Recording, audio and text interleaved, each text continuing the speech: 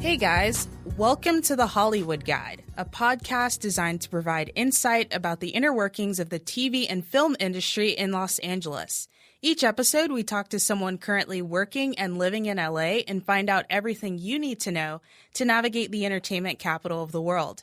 If you're an amateur writer, actor, director, producer, etc., then this is definitely the show for you. My name is Courtney Jonathas, and I'm your host. I'm a grad student studying mass communication, and I actually spent this past summer working in LA, so most of my guests will be people I connected with while there.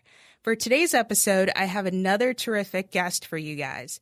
Evan Lewis is a literary manager at Stagecoach Entertainment. Stagecoach is a Los Angeles-based management company that represents a myriad of actors and writers currently working in the industry. Some of Evan's literary clients are currently staffed on shows such as Supernatural, How to Get Away with Murder, This Is Us, and a number of others. Evan, I really appreciate you coming on the show today. Of course. Happy to be on. I'm glad. How's your day been so far? It's good.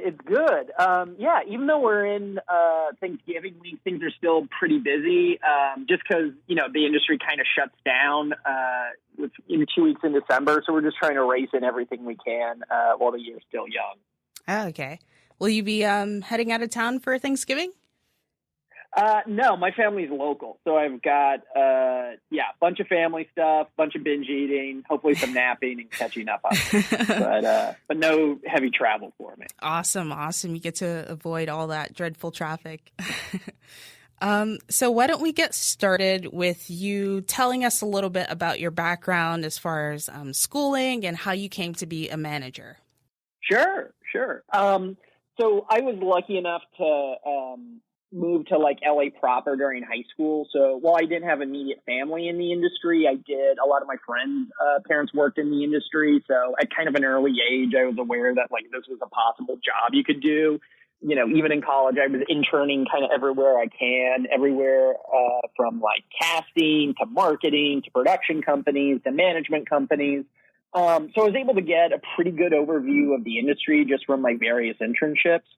I went to college back east at Wesleyan in Connecticut, which was fantastic and, has an amazing film program. But I was also able to kind of level that film theory and film production stuff with a lot of kind of firsthand direct experience in the industry. And so the two of those have been, very helpful to me. And then out of college, pretty quickly, I started work at an agency. I worked my way up in the feature lit side, first from assistant, then to coordinator, then to agent. And then I kind of transitioned over to management a few years ago, and I've been loving it. As far as the representation stuff, I kind of like the way we're able to both split some creative work with some kind of business work and the two way those interact. And so I feel like that's something we're able to do as managers, and I really enjoy it. And what made you want to transition over from being an agent to a manager? Yeah, I'd say the biggest two things. One, kind of temperamentally, I've always been very hands-on, even as an agent. And then also, at most big agencies, if you're in a department, you're kind of expected to stay in that department. Like if you do movies, you're expected to stay in movies. Whereas I feel like as a manager, you can kind of go where it's best for the idea. Sometimes it'll be a TV show, sometimes it's a movie, sometimes you might want to start it as a piece of IP and then backdoor it into a film and TV project. And so, as a manager, you're able to be just kind of flexible and hands-on in a way that it's a little tougher to do as an agent. As a manager, what would you say a normal work day looks like for you? What do you do on a regular basis? Yeah, there's kind of no typical day just because, a fair amount of it is just responding to what's going on within the industry and with your clients. But I'd say it's usually some split between, responding to clients either in meetings or, on calls with scripts they've written with notes or thoughts on pitches. Submitting those clients to try and get them meeting or jobs, meals or calls with executives to find out their needs and what they're looking for. And then just kind of searching out potential projects / IP. And then I would also say looking for potential clients too. How many clients do you have right now? And what are some of the things you do to help your clients? So we keep our list pretty small.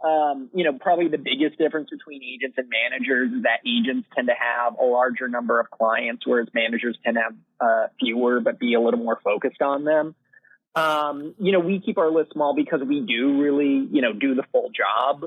We tailor it a little bit to which each client needs, but it's usually some combination of development work, coaching them for meetings and jobs. And then also, just trying to get them those meetings and jobs. And then also, like I said, kind of scouting the IP. So it's kind of, and also, looking at the business end and helping with that, particularly as how it connects to the creative work. Once again, the day-to-day kind of challenge changes, but, there's some people who just do development or other people who are very just kind of focused on the getting jobs, and we try to do it all. How do you guys typically go about finding writers to represent? Like, can you take me through the process you guys usually go through to find and sign writers? Sure. I am a big fan of referrals, just because, we're a collaborative industry, and particularly since so much of the growth right now is in TV, and TV is especially collaborative, that you need to be not only good on the page, but you need to be someone who's good in the room and good at kind of interacting and collaborating with other creatives. If you're in a writer's room, you're potentially in that room for 14 plus hours a day, which can sometimes be a very different skill set than being, the type of person who's, good in their corner writing. And so referrals just show that, not only has someone else read and liked your material, but you've met that person, and then that person is, somehow connected to us and somehow in the industry. So that kind of answers a lot of the initial questions we have. Just because, frankly, there's sometimes people who are, they're good at writing scripts, but you don't know how much time they had to do that. And they could, be off somewhere having a day job. And, let's say we sent it to someone and that person loved it and wanted to meet with them. And they're like, oh, I'm not in LA for like 3 months. Like there's not a lot of kind of job getting we can do with that. So I'm very big on referrals. Usually it starts by reading a sample or two. If we like that, we'll try and read at least one other sample just to kind of get the range of the client's voice. Once again, I'm a big fan of, a bunch of different filmmakers and writers and directors and people like that. And so, I'm not necessarily looking for someone who's hemmed into one particular genre so much as there is like a clear voice and it's clear what like that voice could do in the industry. So, as much as you're a fan of like a Steven Spielberg or a Martin Scorsese, like they make very different movies, but it's also very clear what a Spielberg or a Scorsese movie is. And so with that in mind, I think it's just trying to pinpoint that voice, and what types of jobs it would be right for. And then after that, usually we meet with them. Sometimes there's even a follow-up reading or a follow-up call saying like, hey, we had great meetings with you. This is kind of our plan for your career. Does that sound good to you? Do you have any thoughts on that too? And then if we work with them, then we kind of take it from there. But it's usually, like I said, a couple of different things that we read as samples, and then at least one meeting, sometimes more.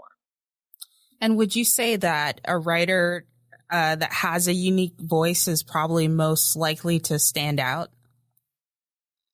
Yeah. Once again, the beauty of living in an industry with 550 shows is you can have a very specific voice and still be right for, dozens of things. And also if you're competing against literally hundreds of other people, it's better to be very right for a handful of things than kind of right for everything. And so, yeah, once again, ideally you want a little flexibility in that voice, but I think, within that voice, yes, it's very good to be very specific and memorable, particularly because early on, so much of the job is just, getting remembered and sticking in people's minds. And besides having a unique voice, is there anything else that might make a writer stand out? Yeah, like I said, it's usually some combination of how they are on the page, how they are in the room, their ideas, and then kind of their networking. But those can mean a bunch of different things. Like good in the room, that doesn't necessarily mean you're like the biggest personality or the most charismatic person. It's just, can you work with other people and can you be passionate about your ideas? And likewise the networking, it's not like I need, a studio head putting in a call on your behalf. It's just, do you show the skill sets, showing that you know how to do that so that if you do get into a position where you get that job, not only do you get the job, but can you deliver well on it to the point where that person and other people will want to hire you again? We try to think in skill sets. And so I'm really just looking to see if you have those skill sets and where else can those skill sets be applied. And then if you're maybe not great in one of those areas, are you like just a rock star in other areas? Because those can kind of compensate. But you generally need some combination of those. Okay. And besides talent, what would you say are some of the qualities that make a writer easier to represent in your mind? One thing that's helpful to me is, like you said, I'm a big fan of filmmakers, and I would say I wish more writers were able to kind of like take a step back and think of their career like the careers of their heroes. Like, once again, if you think of, the people you're fans of, they've probably had a bunch of different jobs in a bunch of different genres, but there's still a very clear through line, and you see how they've gone from one job to another job.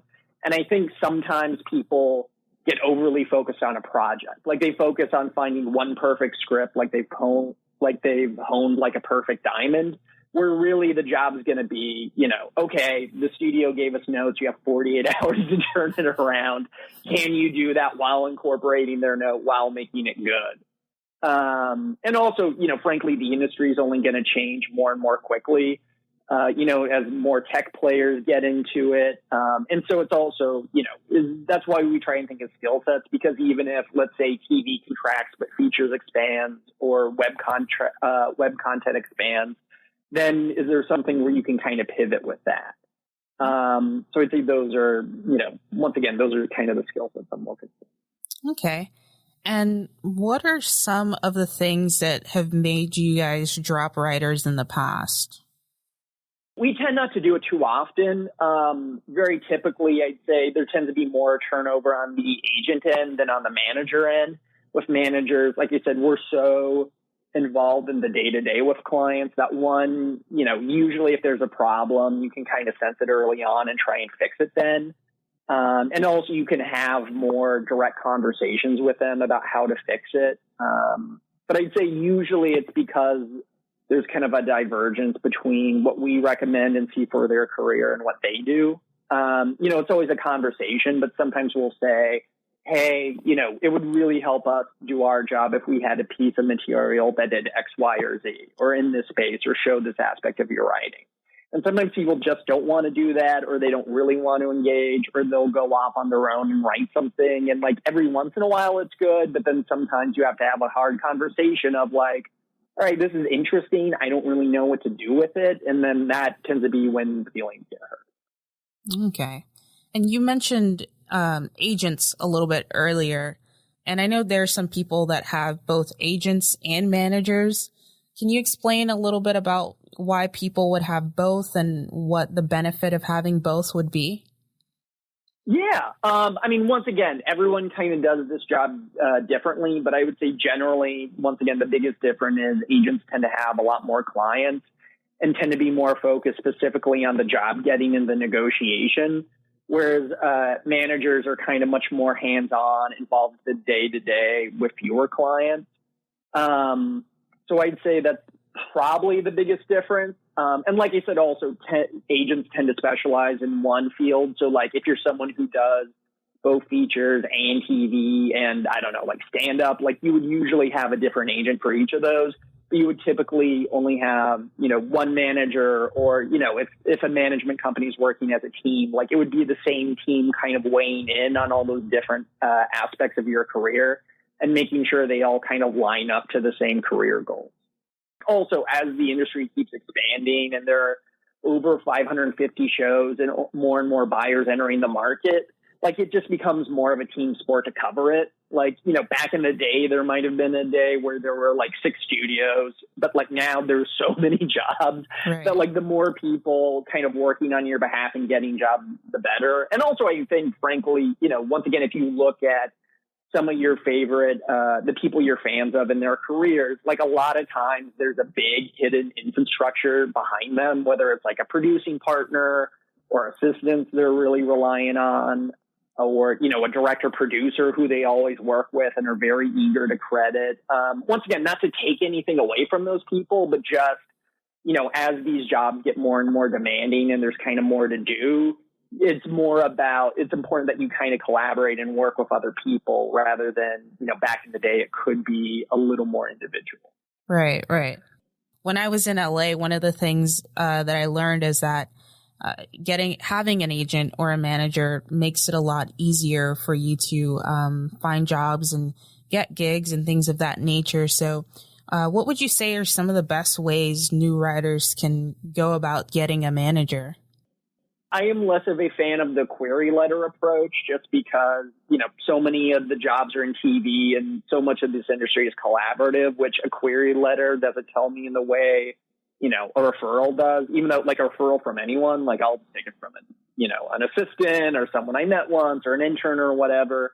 But as far as how to get attention, I mean, sometimes those contests, I would say the Nichols and maybe the Austin Film Fest are the ones that are probably most prominent in the industry. A lot of ones, I can't really keep track of them, let alone other people in the industry. And so I don't know how much having,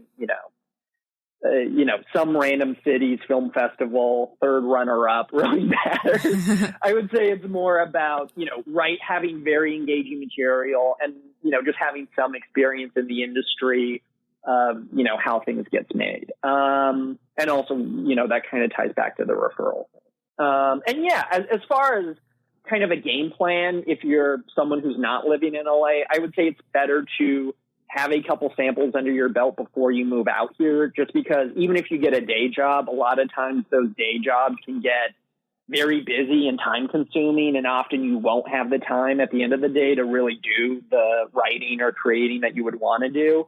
And so, and that's fine, but a lot of times that's good to maybe take a little time to build up your bankroll, build up your trunk of samples, and then come out here. Just because so often when you do get out here, you'll be so busy between various jobs and networking that you might not have as much time to write until you get hired. Right. And earlier you mentioned that you're not a fan of query letters. Would you say that that's a norm in the industry, that most managers aren't really like high on query letters, that they would prefer recommendations? I think usually those come further. I think query letters are kind of from an earlier era where it was more feature driven. Because once again, if you are like, you could be Antarctica, and if you can just write a great script, like fine, you can fly in for one meeting, get the job, and then email the rest remotely.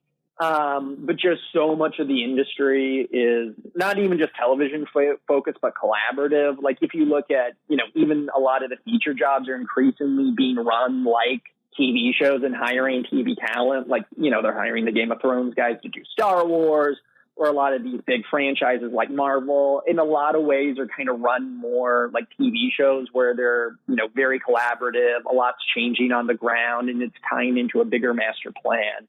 And so that it's just much harder to kind of do that job particularly if you're just starting out. It's another thing if you've kind of built up your reputation in the industry, then you can do it remotely. But if you're starting out, you just gain so much more by being in Los Angeles and networking with other people. Okay.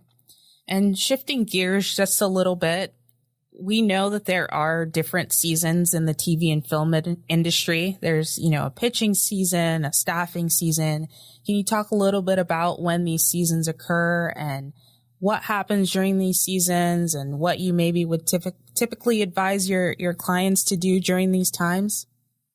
Yeah, so the biggest caveat is that's very true of broadcast season, but broadcast is a smaller and smaller part of the industry. Like if you're talking cable or streaming, that's year round. So there's much less of a season for that, and that is a bigger chunk of the industry. So these seasons, not only are not as important as they used to be, but will probably be even less important going forward. But for that broadcast season, I'll try to make this as compact as I can. But the big thing everyone's kind of working backwards from is the theory was back in the day, in the fall is when the new cars would come out, and there would be a bunch of car ads advertising the new cars. And so you would want the new television shows to market those cars. And so kind of working backwards from that, then the fall is when you wanted the new shows on the air. Then kind of early spring is when you would want to pick those shows up to series. So you would need all the pilots done by then. So kind of working backwards from that, you would want to pick up things to pilot either late December, early January, and then working backwards from that, generally kind of midsummer is when the buying/pitching season starts. So once again, it's all working backwards from this long deadline far in the future, but that's very roughly kind of the broadcast schedule. Is first it goes pitching/buying, then what we call pilot season, but is really just, the production of the pilots where you're casting it and shooting the pilot. But then even after that, there's the staffing season where they're hiring the writers for the shows that actually got picked up to series. And then, and even those can be going on at different schedules because some shows get picked up to the fall. Frankly, more often new shows are getting picked up to spring. So sometimes those shows aren't even staffing until later. So yeah, I guess the big caveat is, it's becoming increasingly year round, but I would say it's generally good to, if you're trying to have a new sample for broadcast staffing season, wait until December, January to see what the big trends and what they pick up to pilot are. Like I'd say right now, what we're seeing is increasingly broadcast is getting very broadcasting, meaning they're heavy on procedural, and then kind of This Is Us, feel good shows. I'd say those are the two big trends. But once again, since I said earlier, it's better to be very right for a few things than kind of right for everything. If you see, a new show or two is getting picked up that's very specific, it might be better to really quickly write the perfect sample for those shows rather than, just some kind of generic procedural that would maybe get lost in the clutter. Right. And outside of broadcast, what kind of material would you say is the most in demand right now with regard to TV and film? It really depends on the needs of the specific buyers, which can be different. But I'd say one of the very big trends is everything's increasingly IP focused. That IP, usually it's a movie or a book series or a comic book series. But, one year someone even picked up an academic study and tried to turn it into a procedural. It's less about it being the IP necessarily being the best idea than the show than is it just one, it kind of reassures the buyer that, okay, someone else has said yes to this idea. There's something there. And that too, if you try to market it, because once again, marketing can be millions, even hundreds of millions of dollars. There's some name recognition there, and that just helps you out on that end. So I'd say, if it's Game of Thrones or Harry Potter, you have to be pretty faithful. But outside of that, if there's a book and it's kind of related, there might be a play there or you find a way to, take someone else's book and make it into, the show or movie you want. And as far as getting your clients to be staffed on specific shows, what's that process like? Can you walk me through how you would usually get your client on a show like This Is Us or Supergirl? Yeah. So the first step is making sure you've got the right sample for that show. And so that can be a process starting earlier. Even right now, even our people who are on staff, we're kind of pinging them to say, okay, start thinking about what your new sample is going to be. And, are you going to be able to write it over the holiday? So first is getting the sample that's right for the shows. Second of all, very roughly, the kind of hierarchy to go through is first producers, then studio, then network, then showrunner. Showrunners typically don't have time to meet until they're done with their pilot, and it's probably about to get picked up to series. So that's the last hurdle, and you kind of can't get generals with showrunners just because they're so busy picking up their pilot. But the other meetings you can kind of be ahead of. This is where the broadcast season comes in handy, is because if something gets picked up to pilot, you've got, 6+ months to potentially get clients meetings with producers or studio and network execs ahead of time. And so you kind of start then. Weirdly, it can be good to do it while the pilot's in production because, frankly, the network and studio execs, other than looking at dailies, don't have quite as much to do as they do at other points in the year. Right. But a lot of it's just kind of looking ahead of time and trying to connect dots between, the relationships the clients already have, the material they're right for. And then, like I said, it's roughly that hierarchy, though it can go in different orders. Okay. And I know when I interned at Stagecoach, one of the things that you told me was that one of the most important things that a writer can do is sort of convey their own unique experience through their material. Can you talk a little bit more about that and how that can kind of help push them over the edge and help them get a job? This kind of ties back where I was saying it's good to have kind of self-awareness of your career. Because particularly if you're in television, they're not buying that one script you wrote. They're buying your time and your experience. And you can have a lot of experience that would be very relevant to a show that may not necessarily be reflected in a sample. So it's good to think, not just life experiences. And that's, whether that's, what part of the country you grew up in, or if you have like a specialist in training, like, if you have a law degree, that can be invaluable to getting hired on a legal show, or some medical experience to getting hired on a medical show. To like I said, what part of the country you grew up in, if there's a certain type of thing you're a fan of, things like that weirdly can be a perfect sample for a show that you don't even know exists yet. But I think the more writers are able to kind of convey, hey, this is my skill set, this is what I can bring to a room in their sample, and the way not just, your representatives knowing you, but if an executive read you in a pile of 100 scripts, would they be able to say, oh, this person is right for this show for this reason? They have this relationship or set of experiences that could be a huge asset. I think it's good to think about, okay, how am I putting that into my samples in a way that can be reverse engineered? Do you have any resources to recommend to up and coming writers, like maybe some good books or things of that nature? Yeah, I'm a big fan of, there's a podcast called The Writers Panel. If you go, particularly some of the early episodes, those are working television writers and showrunners. And they will be very candid about not only was this my career trajectory, but like, this is what I look for when I put a room together, or, things like that. So that's very helpful, and it's free and you can listen to it wherever. As far as books, I'm not a giant fan of screenwriting books just because it's, they're more better thought of as guidelines than rules. So I would say, read a couple and then kind of forget them. Weirdly, the one I like the most, and this is going to sound insane, is there's a online writer called Film Crit Hulk. And he has a screenwriting book. But what's good about him is he's actually worked in the industry, particularly on the development side. And so he kind of evaluates a bunch of the different philosophies behind screenwriting books and will give you some kind of good knowledge on those. But I think he also tries to broaden it out a little bit. Because I think a lot of screenwriting books are built to write like one type of movie or one type of show. Whereas once again, like the very biggest people in the industry have worked on a bunch of different things. And so it's more, okay, what's right for my voice and the type of things I want to do. And that's ideally how you should be thinking of, rather than thinking there's one like platonic idea of a cop script that will get you hired on 100 shows. Right. Like here, I'll make this quick, but like one of the examples I always think of is like, J.J. Abrams and Joss Whedon were writers who, kind of their start was in the feature business, and they were getting movies made and they were making good livings, but they weren't getting the kind of creative control and creative rewards they wanted. And so they went to television kind of before TV was fancy, and they used that to put themselves through film school. Frankly, like some of their very first directing credits are for these TV shows.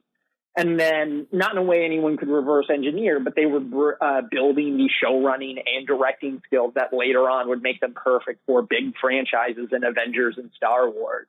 That, those are much less about being the coolest action director than are you someone who knows how to write for ensembles, to jump into a pre-existing world, to not only tell an engaging story, but one that can continue for, years after you. And so weirdly, these guys went from kind of unloved feature writers to like running the very biggest franchises in Hollywood.